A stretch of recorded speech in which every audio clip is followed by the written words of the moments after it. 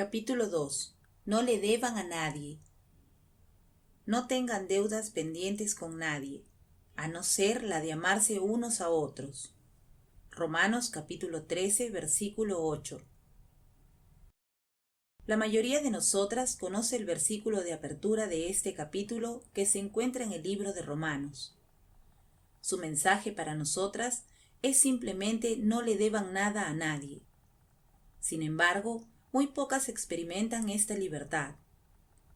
En lugar de ser un mensaje de libertad, pone una carga de pesadez sobre la mayoría de nosotras cuando pensamos en la cantidad de deuda que se nos avecina. Una montaña de deudas en todas partes. Jesús les contestó: les aseguro que si ustedes tienen confianza y no dudan del poder de Dios, todo lo que pidan en sus oraciones sucederá. Hasta podrían hacer lo mismo que yo hice con la higuera, y más todavía. Si le dijeran a esta montaña, quítate de aquí y échate en el mar, ella los obedecería. Mateo capítulo 21, versículos 21 y 22. Todas y cada una de las cargas que nos sobrevienen fueron diseñadas específicamente como una oportunidad, no una carga, para obtener una mayor intimidad con el Señor nuestro amado. Cuando Él nos llama: vengan a mí todos los que están cansados y cargados, y yo los haré descansar. Tomen mi yugo sobre ustedes y aprendan de mí, que yo soy manso y humilde de corazón, y hallarán descanso para sus almas, porque mi yugo es fácil y mi carga es ligera. Mateo capítulo 11, versículos 28 al 30. Lo que está diciendo es que cada vez que encontramos algo demasiado pesado, debemos unirnos a él. Cada carga fue diseñada amorosamente para que sus novias simplemente se dieran la vuelta, entregando la carga a nuestro capaz esposo. Ya sea que se acepte o no como su novia, en la Biblia él se refiere a nosotras como sus ovejas. Las ovejas no son portadoras de cargas como lo son los bueyes, sino que son simplemente pequeñas criaturas temerosas, que necesitan un buen pastor. Fue mientras alentaba a mi futura nuera que todo este principio se volvió tan real para mí. Mi nuera me estaba contando sobre su deseo de seguir trabajando después de casarse, para pagar sus préstamos estudiantiles. Pero dijo: parece tan imposible. Como compartí con ella, es verdad. Si nuestras montañas están destinadas a ser imposible, de modo que en lugar de que tratemos tontamente de desenterrarnos, veamos la posibilidad de intentarlo. Incluso podemos reconocer la imposibilidad, pero luego como creyentes necesitamos sabiamente darle la montaña a Dios, el Dios de los imposibles. Lo que Él dijo es esto: yo soy el Señor, Dios de todos los pueblos del mundo. ¿Hay algo demasiado difícil para mí? Jeremías capítulo 32, versículo 27. Entonces, cuando Dios le hace esta pregunta: ¿hay algo demasiado difícil para mí?, hablarás a tu montaña y le responderás: oh Señor soberano, hiciste los cielos y la tierra con tu mano fuerte y tu brazo poderoso. Nada es demasiado difícil para ti. Muestras un amor inagotable a miles, pero también haces recaer las consecuencias del pecado de una generación sobre la siguiente. Tú eres el Dios grande y poderoso, el Señor de los ejércitos celestiales. Jeremías capítulo 32, versículos 17 y 18. ¿O dirá y profesará lo contrario, como lo hacen la mayoría de los cristianos? Cuando le recordé a mi nuera que Dios nos dijo que no le debamos a nadie, ella dijo: lo sé, eso es lo que me hace sentir tan mal. En lugar de centrarnos en cómo nos pidió que no le debamos nada a nadie, llegamos a la falsa conclusión de que se espera que nosotras nos hagamos cargo de la deuda y trabajemos más. En cambio, Él quiere que confiemos en Él para que lo haga por nosotras, porque nuestras cargas siempre son una señal de que no estamos unidas a Él, porque mi yugo es fácil y mi carga ligera. Mateo capítulo 11, versículo 30. Echemos un vistazo a no deber económicamente a ningún hombre tan grande e imposible como lo sentía mi nuera. Lo que es aún más grande e imposible es pedirnos que seamos responsables de pagar el precio de nuestros pecados. ¿Por qué usar las finanzas como una comparación? Porque a lo largo de la Escritura, Dios usa la deuda financiera para ayudarnos a comprender nuestra deuda por nuestros pecados y cualquier otra carga en nuestras vidas, por lo que Jesús ha pagado. Él pagó todo por nosotras. ¿No es nuestra parte simplemente creerlo y aceptarlo? Dios nos ayudó con la mayor imposibilidad de todas. ¿Estoy en lo cierto? Ahora lea esta historia sobre la deuda financiera de un hombre que Él usó para explicar nuestra deuda espiritual. Por eso el reino de los cielos se parece a un rey que quiso ajustar cuentas con sus siervos. Al comenzar a hacerlo, se le presentó uno que le debía miles y miles de monedas de oro. Como él no tenía con qué pagar, el Señor mandó que lo vendieran a él, a su esposa y a sus hijos, y todo lo que tenía para así saldar la deuda. El siervo se postró delante de él. «Tenga paciencia conmigo», le rogó, «y se lo pagaré todo». El Señor se compadeció de su siervo, le perdonó la deuda y lo dejó en libertad. Al salir, aquel siervo se encontró con uno de sus compañeros que le debía 100 monedas de plata. Lo agarró por el cuello y comenzó a estrangularlo. «Págame lo que me debes», le exigió. Su compañero se postró delante de él. «Ten paciencia conmigo», le rogó, «y te lo pagaré». Pero él se negó. Más bien fue y lo hizo meter en la cárcel hasta que pagara la deuda. Cuando los demás siervos vieron lo ocurrido, se entristecieron mucho y fueron a contarle a su señor todo lo que había sucedido. Entonces el Señor mandó llamar al siervo. «Siervo malvado», le increpó, «te perdoné toda aquella deuda porque me lo suplicaste. ¿No debías tú también haberte compadecido de tu compañero, así como yo me compadecí de ti?» Y enojado su señor lo entregó a los carceleros para que lo torturaran hasta que pagara todo lo que debía. Mateo capítulo 18, versículos 23 y 24. La mayoría de los predicadores usan esto como un mensaje para explicar por qué debemos perdonar a los demás y con razón, no obstante, creo que como en la mayoría de las escrituras, hay muchos otros significados en este mensaje que nuestro amado quiso enseñarnos. Uno que es muy importante es el de la deuda que le debemos a los demás y cómo Dios eligió la forma de que nos paguen esa deuda. Cuando nuestro amado, mientras estaba en la cruz, pagó el precio por todos nuestros errores, tenía que incluir toda nuestra deuda o no había terminado. Pero sabemos que pagó el precio por nosotros, por todo, porque nunca hubiéramos podido. Él nos salvó no por las obras de justicia que nosotros hubiéramos hecho, sino conforme a su misericordia, por medio del lavamiento de la generación y la renovación por el Espíritu Santo. Tito capítulo 3, versículo 5. El punto es este.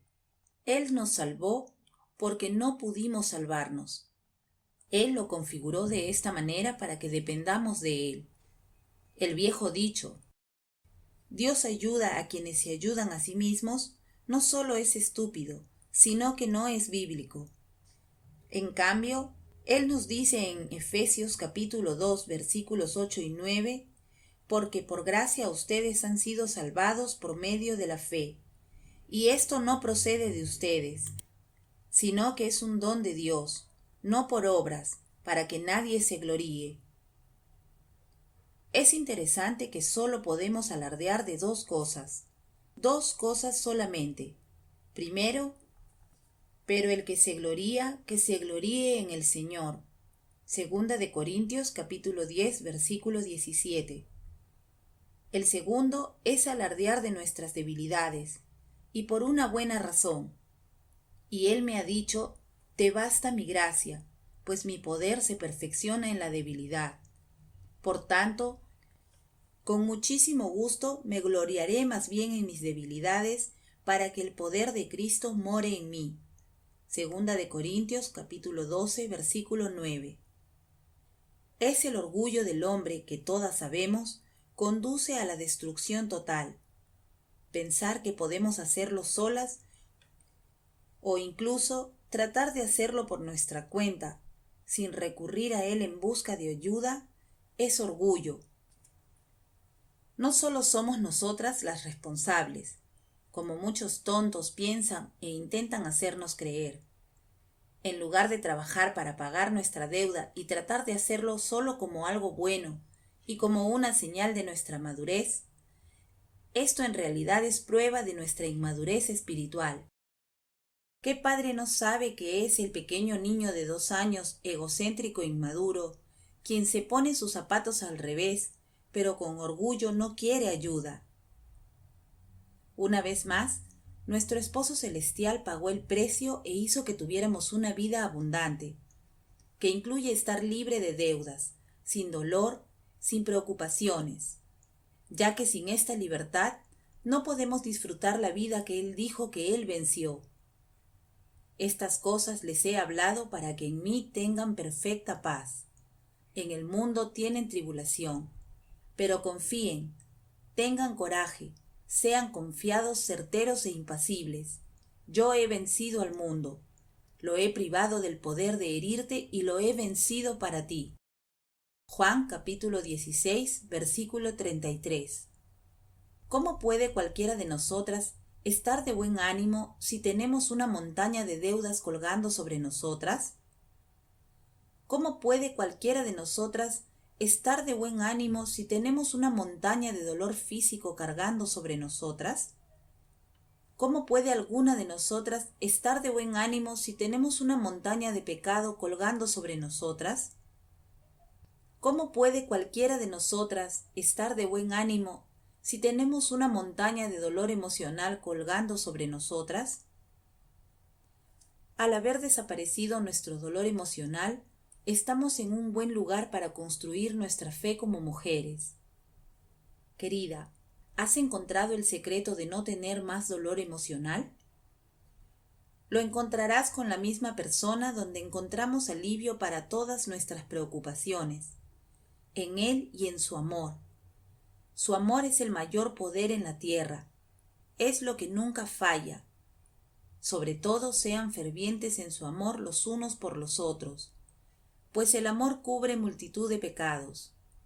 Primera de Pedro capítulo 4 versículo 8.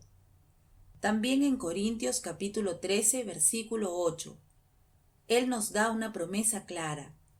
El amor nunca deja de ser, y cuando es su amor, te liberará y moverá la montaña de tu dolor emocional. Si aún no estás libre del dolor emocional, que como mujeres es la primera montaña a mover, la animo a que vuelva al primer libro de la serie Vida Abundante, Encontrando la Vida Abundante, porque el dolor emocional y la carga son demasiado pesados para llevarlos y conducen a una serie de consecuencias. Mi culpa. ¿Qué nos hace creer que nuestro esposo celestial no nos sacará de nuestras deudas? Es por la culpa de que nos lo hicimos a nosotras mismas. Cierto, fuiste totalmente irresponsable. Sí, lo sabía mejor. Debería haber hecho caso de las advertencias. ¿Eso significa que está excluida de que su esposo la ayude? Mi querida y dulce novia, no podrías estar más equivocada. Si esto fuera cierto, entonces Dios nos diría: bien, así es como se hacen las cosas. La sangre que mi hijo derramó solo pagará por los pecados que cometiste que no sabías que estaban equivocados, no los que hiciste intencionalmente. Los que hiciste intencionalmente, aquellos que sabías que estaban equivocados, tendrás que pagar esa deuda tú misma.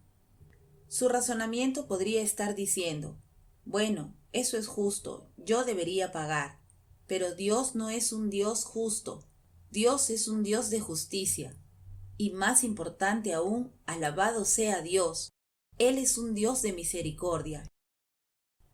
Misericordia, lo que significa que Él elige mostrarnos compasión y perdón a pesar de que está dentro de su poder castigarnos o dañarnos. La misma definición de misericordia. Piénsalo. Él eligió bendecirnos a nosotros, el ofensor, con bondad y perdón, venciendo todo poder del pecado sobre nosotros. Es su disposición. Es su naturaleza ser compasivo, perdonarnos. Y esto, querida novia, debería ser un evento bienvenido, ya que evita que ocurra lo más desagradable, una carga. Al pagar por todos nuestros pecados, incluso aquellos que merecemos pagar, Él levanta la angustia de nuestra carga, que nos recuerda quiénes somos en Él, su novia, y nos demuestra su amor por nosotras.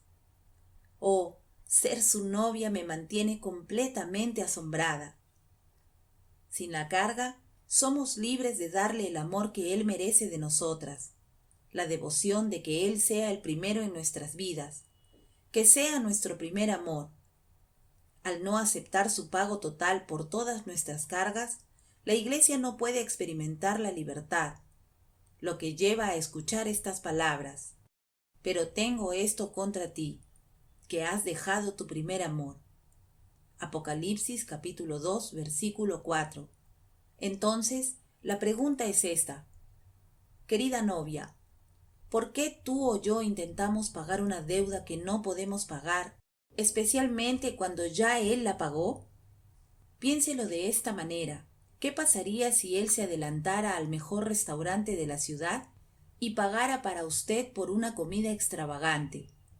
Pero en lugar de aceptarla y disfrutarla, y luego agradecerle, alabarlo y enamorarlo aún más por lo que Él ha hecho, en su lugar usted le dice a todo el mundo después de haber comido que no puede pagar, que está endeudada, y elabora un plan para tratar de pagar el costo usted misma.